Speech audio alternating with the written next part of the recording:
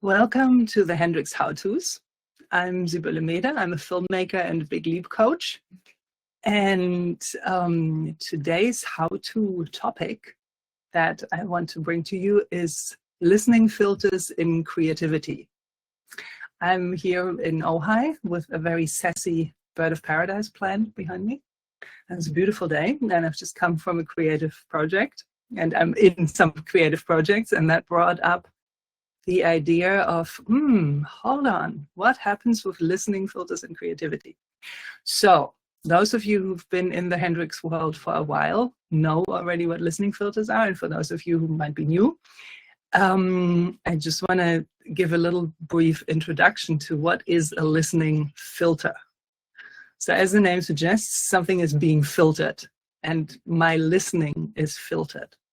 So listening filters are, a listening filter is anything that I put in front of my listening that keeps me from being fully present with the other person and receiving what they're telling me fully. Examples can be listening, and this is the favorite, listening to fix. So, for example, you just want to tell me how you're feeling, and in fact, we can try this right now. You can tell me something about your day, about what you're feeling, about an issue you have. I won't be able to hear it, so that's the technical listening filter. But imagine you're sitting in front of me and you want to tell me something.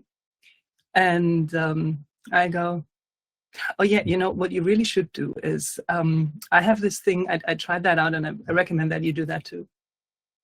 So I'm immediately trying to fix it rather than receiving what you're telling me. Another listening filter is listening to be right. Also very popular. For example, you're telling me something, and I go, oh no. You should Google that. You should check that out, because that I'm pretty sure it's different. No. I've studied this for years. I can tell you absolutely this is not the right thing. So I'm not even listening to what you're telling me, but I'm bringing in my righteousness and my being right immediately.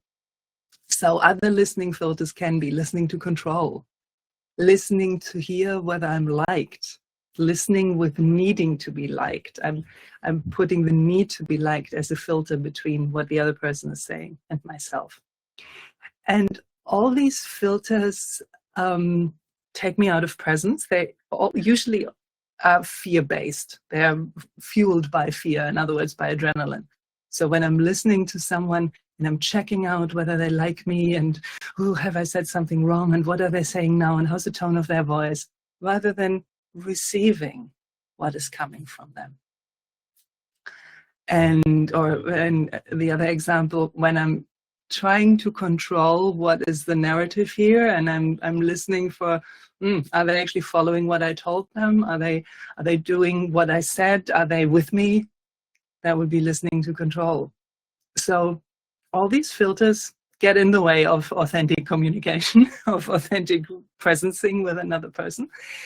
And what occurred to me recently was, in being creative, that doesn't necessarily mean that you're writing a symphony, or that you're painting oil painting, or building an intricate garden or something. Any creative act that can be cooking a meal, or making a cake, or getting dressed in a particular way. In being creative, what do listening filters mean there? And it occurred to me that sometimes listening filters can be in creative collaboration. Then it's very much like in communication with another person, that I'm in that collaboration, I want to be liked, or I want to take control. So I'm employing my filter and trying to make the other person a kind of conform to that box, that filter box that I'm putting on. And it can also be like a creativity filter. Me in communication with my own creativity. Am I listening to that? So am I listening to my creative collaborator, whether they are outside of me or inside of me? Am I listening to them and receiving what is coming up? Or am I filtering that straight away before it even had a chance to be received and to germinate and be nourished? So for example, what if it's a creative listening filter of needing to be liked? Then as soon as a creative idea comes up, I might be filtering it for, will people around me like this? Will this be the taste of the season? Or will this get an audience? Instead of just letting it speak first and receiving what it has to say.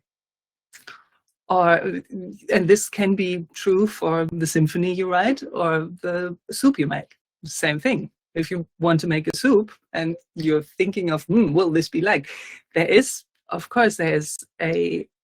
value to it of making a soup that other people like too, because then they want to eat it and you can nourish them.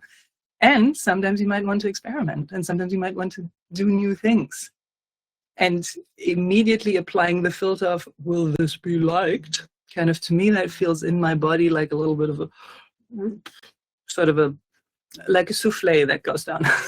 A lot of cooking metaphors today. So I want to invite you to try on in your body what doing something creative to be liked feels like. For me, it has a sort of forward urge. Like I'm noticing my body goes forward. There's a little pounding or a flutteriness around my heart and sternum region. And I open my vision and check left and right. I'm checking the horizon and I'm checking the periphery, whether there's maybe some threat there. So that signals to me that there's fear involved. And if, let's say, I'm filtering my own creativity with the need to control, then I'll probably listen to any impulse very much with, I have a grip on this. I want to be in control here. If I don't know where this is taking me, I'm not going to do this. So it has a kind of staccato quality to it, and I'm noticing my jaw clenching and my fingers clenching. So I'm gripping to something.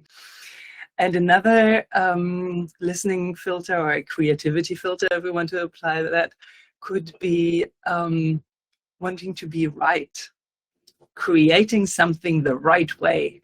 And in some cases, I think, if, for example, you write a book about something that you're deeply passionate about and you want to get that out and you find that other people don't get it, then maybe that's your fuel. And my noticing about my own creativity is that a lot of that is adrenaline based. I get the fuel from, I'll show you. Whereas, what would be an unfiltered creativity? That is my wonder question for that. And what I'm noticing is that it has very much to do with listening to what comes up as an impulse, whether that's, I'm going to doodle on that piece of paper with a pen, or I'm going to splash a bit of color on that canvas or on that sheet of paper, or I'm going to paint that wall bright green, or I'm going to dress with this hat or with these socks, or whether that is I'm going to build that house or create that piece of art or write that symphony or make that film or anything.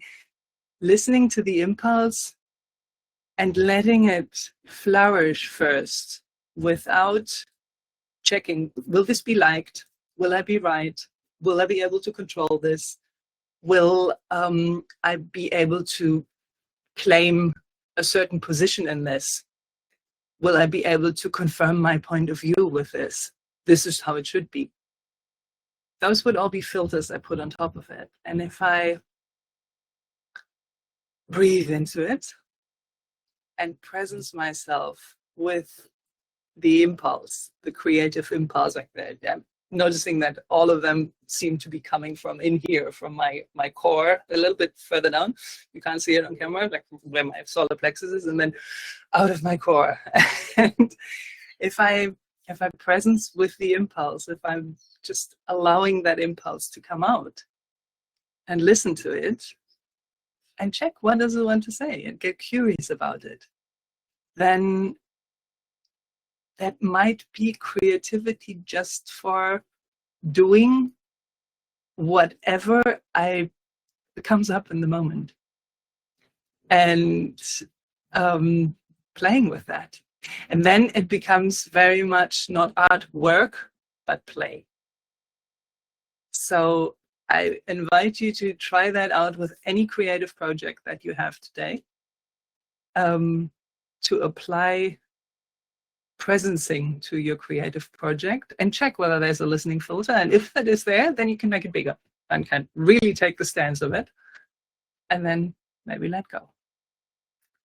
Okay, thank you so much for playing with me with this. And if you would like to have more info, for example, about listening filters or about presencing or any of this, you can check out the Hendricks community on Mighty Networks. And check out the foundationforconsciousliving.org or find us on Instagram and YouTube. And I'm looking forward to seeing you at the next Hendricks How-To. Bye for now.